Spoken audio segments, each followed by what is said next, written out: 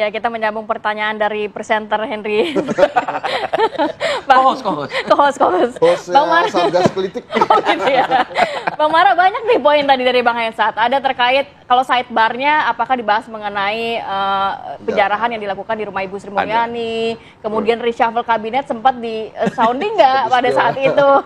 Kalau reshuffle tidak, kita pun tidak tahu bahwa saya bertemu Pak Purbaya sebagai Ada di Hambalang? Ada, kan beliau penasihat Badan Gizi Nasional. Dan ada kode-kode gitu dari Pak Purbaya? tidak ada, ngobrol biasa dengan Pak Purbaya, terus ketemu Pak Ferry juga, Wakil Menteri Koperasi. Iya. Dua nama yang abang sebut itu kan jadi menteri sekarang. Jadi menteri sekarang. Ya enggak.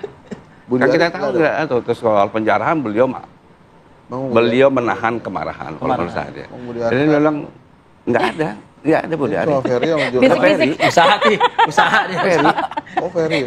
Ferry, saya ketemu Ferry duduk sebelahnya Saifullah Yusuf. Waktu itu nggak kepikiran nanyain Ferry. Nggak ada, kita Budi Ari mana? pikir, nggak ada gitu. pikiran. Nggak ada Bang, nggak ada katanya Bang Mara nggak ada. Nggak kepikiran. Tapi nggak kepikiran reshuffle tuh ya? Nggak ada orang. Canggih Pak Kalau Prabowo. Canggih. Soal tindak aksi kekerasan itu Penjarahan dan- beliau agak ini menahan agak. Oh, kelihatan dari Kelihatan gesturnya. gesturnya agak arah gitu. Melanggar hukum itu katanya. Iya. Langgar katanya. Jadi kalau mau menyampaikan pendapat, solusi sampaikan dengan baik gitu. Dan tepat waktu kalau memang sudah dilakukan, kan itu menyampaikan pendapat kan dijamin undang-undang dan dijamin kompresi PBB beliau bilang. Jadi tapi aksi ini itu sampai membawa ya kayak bom molotov, petasan yang ini itu yang beliau rasakan. Merangsek ke rumah-rumah tokoh. Ya itu kan Pejabat memang juga ya. pejabat yang karena harus warga negara gitu kan. Dan termasuk pembakaran gedung DPRD kan itu kan kita negara demokrasi, masa tempat demokrasi kita dibakar gitu. Ya. Jadi beliau berharap bahwa aparat penegak hukum bisa memilah dalam melakukan investigasi ini, yang mana yang menyampaikan pendapat murni, ya itu jangan dikriminalisasi, clear itu dari presiden. Tapi yang ini yang di belakangnya Harus ini ditindak, ya harus ditindak. Gitu. Bang Hensa, Anda tadi sempat tersebut ya, siasatnya keren juga nih Pak Presidennya gitu. Kenapa gitu? Iya, maksudnya memang dia kan jiwa korsanya kan Kopassus ya. Mungkin memang kalau sampai bocor, perihal reshuffle aja bocor, dia Jadi nggak senyap aja nyaman gitu, gitu. senyap ya. Makanya nggak jadi-jadi tuh. Sekarang begitu orang-orang nggak ada mikir reshuffle dia reshuffle. Cuma ternyata kan ada spillnya tadi tuh. Supaya hari Sabtu tuh Tapi kan calon pikirnya menteri. para media kan nggak kesana kan Bang Hensa. Iya Kan itu makanya BGN. Pak Buraya PGN habis soal kompresi. Oh ini jadi gato-gato cocok logi juga ya. Logi. Nah soal tadi pertanyaan beliau yang soal BUMN swasta sama koperasi. Pak Prabowo ini kan setelah generasi 45, pegangannya 1.000.000% UUD 1945. Pasal 33 itu kan 3 komponen itu ada, serta koperasi, BUMN dan swasta ada itu. Jadi bahwa beliau mau juga, kalau menurut tafsir saya lah, ini kan beliau melihat bahwa paradok ada kesenjangan pendapatan. Ya, satu-satunya jalan ya beliau melakukan memaksimalkan lewat koperasi sebagai suku guru ekonomi nasional kan sesuai amanat Undang-Undang Dasar 45. Di sisi lain kalau kita lihat bahwa program-program yang disampaikan Pak Prabowo sekarang ini kan adalah menekan angka kemiskinan pedesaan dan perkotaan. Di pedesaan dengan membeli gabah 6.500 itu kan intervensi yang luar biasa. Gitu. Ditambah menerbas segala aturan, 130 aturan dipotong habis untuk soal pupuk kan semua mempermudah gitu. Semua mempermudah semua untuk ada peningkatan langsung kepada para petani kah itu? Termasuk BGN ini kan untuk menekan angka stunting sebetulnya. Jadi beliau percaya Indonesia ini sangat kaya. Tapi di sisi lain ya angka kemiskinannya meskipun pertumbuhan kita selalu tinggi dalam 10 atau 20 tahun terakhir, PDB kita menaik terus, ya kan? Tapi apa yang terjadi? Kan selama 20 tahun ini capital outflow-nya juga ratusan miliar dolar. Tinggi juga. Angka kemiskinan juga naik. Angka penurunan kelas menengah juga terjadi.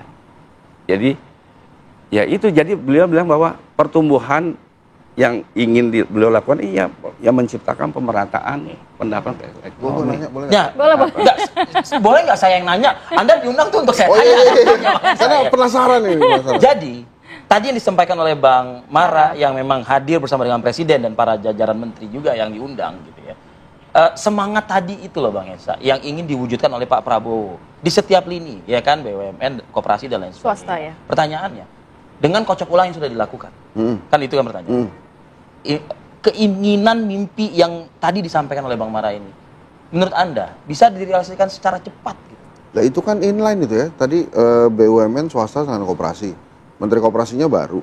Menteri keuangannya juga baru. Yeah. Jadi artinya apa yang disampaikan hari Sabtu walaupun nggak ada gejala-gejala mau reshuffle itu nggak kelihatan. Itu tafsir lu aja. Iya, tafsir gue. Cocokologi. Nggak kelihatan gitu ya. Tapi menurut saya apa yang disampaikan Pak Prabowo itu mau digenjot cepet tuh. Karena kan tentang Apalagi dengan menteri-menteri yang mungkin Yang sudah baru. senafas ya kayaknya gitu ya. kita Sejalan sudah begitu senapas. Cuma kan sekarang kan begini satu-satu nih. Kalau Menteri Keuangan kan memang masih ada PR dengan pasar ya. Ya. Dia masih perlu membuktikan diri bahwa dia memang tepat. Karena salah satu kritikan ke Pak Purbaya yang terbaru itu bukan tentang komunikasi politiknya justru, Tapi? tentang ketakutan pasar bahwa dia terlalu nurut sama presiden. Sehingga bisa ada intervensi-intervensi termasuk terkait dengan burden dengan bank sentral misalnya. Nah itu dia takutnya lebih masuk ke intervensi bank sentral terhadap perekonomian di Indonesia. Nah itu yang harus dibuktikan tuh. Nah kalau koperasi ini kan wajar juga Pak Prabowo memberikan itu ke orang Gerindra karena kan Iya. 80.000 titik ini. Enggak tugas bebas. sedikit. Beliau bilang bebas, tidak ada partai politik soalnya itu. Saya koreksi itu. Oh, Enggak iya. boleh semua. Jangan dikaitin ke Nggak ada partai politik di situ. Nggak, maksud saya kan saya kan secara politis saya Politik, lihat bener tuh Pak Prabowo dengan 80.000 titik kekuatan itu harus memang dipegang oleh orang-orang yang dia percaya. Percaya, oke. Yang bisa Cocok. mentransfer ide pemikiran kan begitu. Iya, yang dan kerjanya juga cepat, menterinya. kan? Menterinya. Bener kan? Bukan ya kan dia boleh kan hak prerogatif presiden kalau soal menteri. Harus dukung Bang Mara dong. Berarti kalau saya bertanya ke Anda lagi gitu, berarti menteri sebelumnya mungkin kurang bisa mentransfer gitu. Nggak, menurut saya mungkin Ferry lebih cepat lah kerjanya. Nah, oke.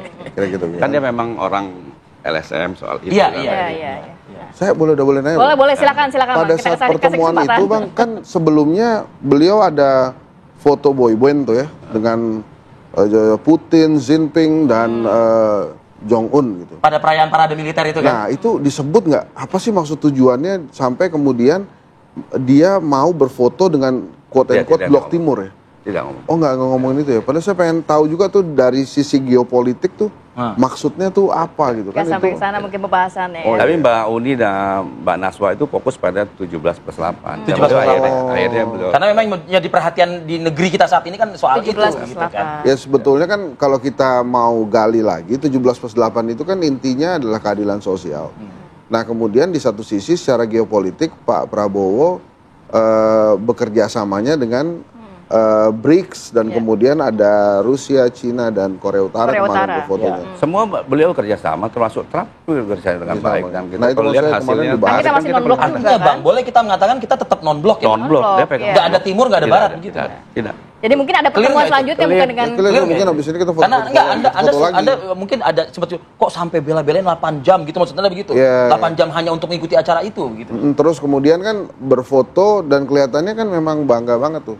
Nah mungkin abis itu ada acara-acara lain kali Bang sama Blok Barat ya.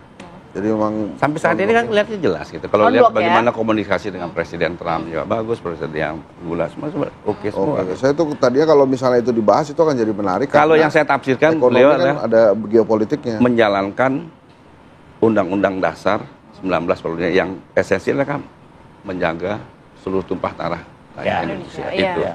Dan isu kan soal di aman jelas kita harus non-blok, jelas banget. Mungkin saat ini juga fokusnya Pak Presiden adalah untuk dalam negeri terkait stabilitas ekonomi, Ya, mungkin karena keamanan, kejadiannya. aspirasi suara rakyat. Poin penting dari Abang terkait hal itu? Enggak, sebetulnya kan kalau ekonomi itu kan mau tidak mau harus kita membahas juga tentang geopolitik ya. Iya, iya. Tentang internasional itu gimana gitu. Makanya tadinya saya pikir Presiden juga membahas situasi kondisi geopolitik Ya. yang ditarik Loh, kalau ke keadaan dilihat ekonomi nasional. Kebijakan Trump yang paling rendah kan Indonesia dapat Iya, tarifnya. kemarin Kan itu berarti berkeberhasilan kan. Impor itu ya. Keberhasilan bahwa ekspor kita kena tarif kan 19 paling rendah kan. dibanding negara lain. Oke. Artinya kan komunikasi politik bagus dengan Presiden Trump. Nah, bicara komunikasi, terakhir Bang Hensa. Pelibatan media Ya. secara langsung, sekali lagi nih, untuk menjadi, dalam kutip, watchdog itulah ya Bang, ya mungkin. Ya, ya. Terhadap kebijakan. Kita lebih kepada menyampaikan apa yang sesungguhnya terjadi. Gitu. Nah itu maksud saya merasakan betul pada saat 25 dan 228 itu, pemerintah menginginkan ada pesan-pesan komunikasi yang adem dari media-media massa prominent gitu. Iya, iya. Yang mungkin pada saat itu tidak dilakukan oleh banyak influencer gitu kan. Oke. Nah ini menurut saya jadi momentum yang bagus untuk media massa gitu ya, untuk kembali menjadi pilar keempat demokrasi. Demokrasi. Tuh. Itu luar biasa. Ya terima kasih atas Masukan ya, masukan saran Pak ya. Hensan. Baik, ini kayaknya lebih asik nanti ngobrolnya dilanjutkan lagi nanti ya di belakang kamera ya. Ini udah. Udah dong. Loh, kan Terima kasih itu banyak. Di Hambalang 12 jam. Ya, iya. Cukup, di sini nggak habis, durasinya habis. Makasih banyak Bang Mara, Bang Hensa sudah hadir pagi hari ini. Bang Hensa, terima kasih ya. Ya, terima kasih, Pak. Assalamualaikum. Bang Mara, terima